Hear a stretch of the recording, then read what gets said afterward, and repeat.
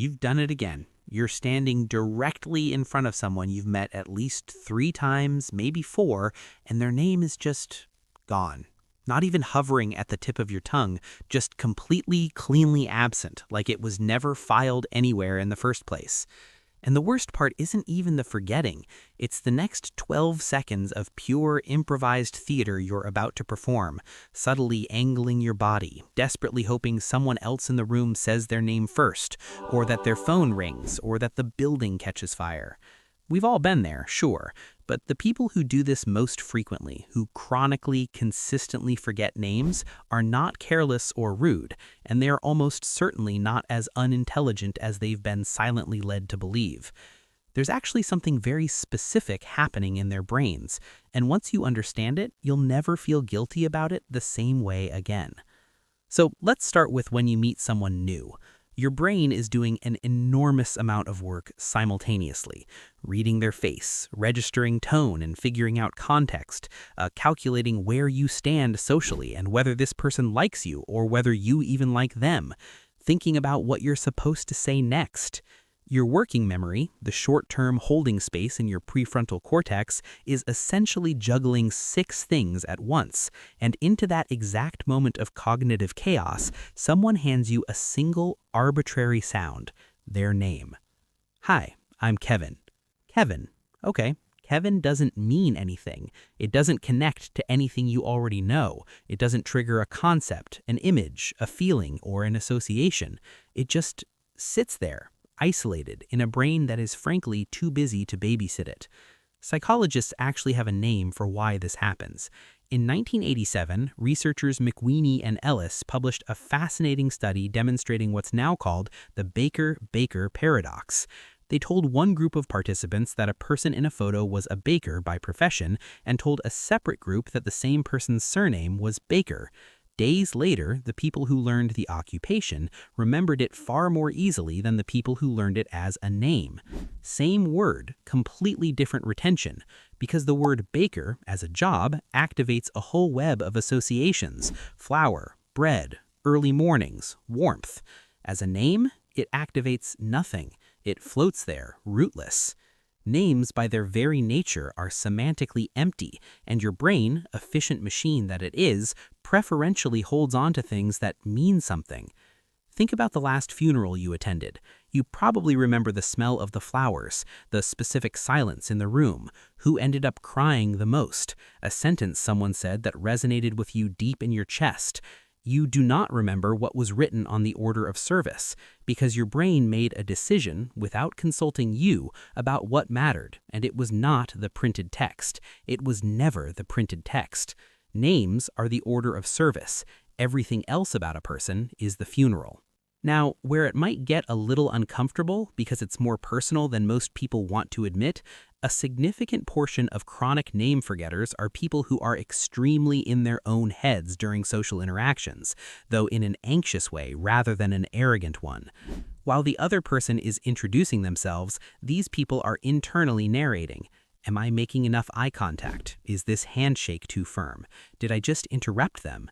The name enters, briefly, and then the internal monologue bulldozes straight over it.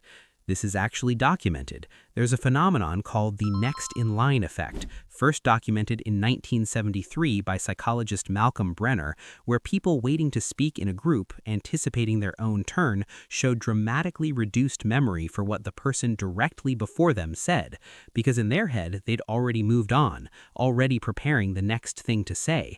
They're editing themselves in real time, and people who live with social anxiety, or even just a hyperactive self-awareness, are essentially stuck in that mode permanently.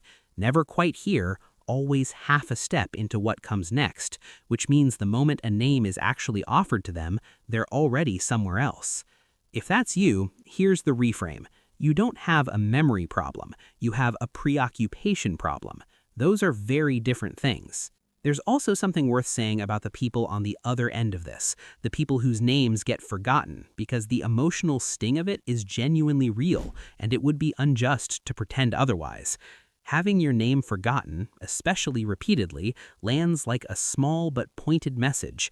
You didn't matter enough to stick. That's how it feels. Even if it's completely wrong, that's what the brain hears, and the brain doesn't always take the rational approach. The person who forgot your name probably thought about the conversation you had afterwards. They remember what you said about your sister, or the specific way you laughed at something. Maybe you had an odd take that stuck with them. They were there. They were just, not quite there for the name part. And this is the thing about memory that most people fundamentally misunderstand. It's not a recording. Your brain doesn't store experiences the way a hard drive stores files. It stores impressions, emotions, patterns, fragments, and it prioritizes ruthlessly. High emotion? Stored. Surprising? Stored. Connected to something you already know? Stored. One arbitrary syllable handed to you at the exact moment you were busy trying to seem normal in front of a stranger? Good luck. People who forget names easily often have something else in common. They tend to be highly associative thinkers. Their memory is richly contextual. They remember stories and feelings, the look on someone's face when they said something that mattered. Ask them what someone was wearing at a party 3 years ago, they might actually tell you. Ask them the name of the person standing next to them, blank, because their brain was cataloging everything except the label. This isn't a flaw in the mind. It's just a particular architecture, one that is frankly better suited to storytelling, to emotional attunement, to the kind of listening that makes people feel genuinely understood, and worse suited to the specific mechanical task of holding and remembering what someone was called under social pressure. None of this means you shouldn't try to get better at it, by the way.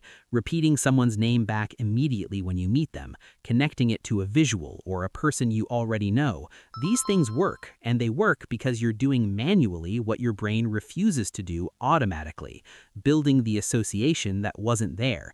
You're essentially constructing a little bridge between Kevin and something that already has a place in your mental landscape.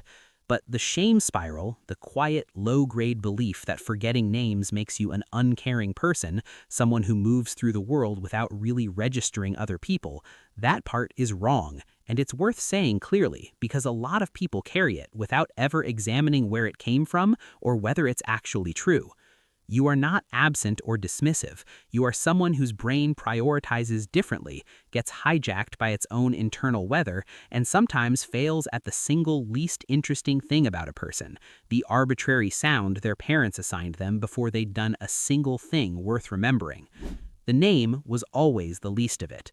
What you remember about people, the real stuff, the texture of who they are, that part, that's still there. That's been there the whole time. If you're interested in exploring some of my explanations further, I've put together a collection of books that dive deeper into psychology, human behavior, and independent thinking.